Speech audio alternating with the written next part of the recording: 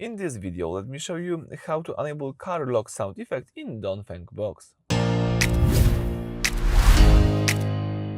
So at the very beginning, let's start by using the home screen. Here from home screen, let's open the car icon with this blue icon right here.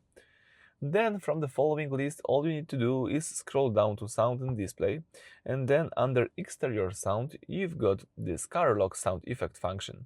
You can enable this function just by using this switcher right here. And as you can see, you can check out that you can use soft or warm sound. In my case, I prefer the soft one, so let me keep it that way. So right now, if you lock your car, you will hear this amazing soft sound effect.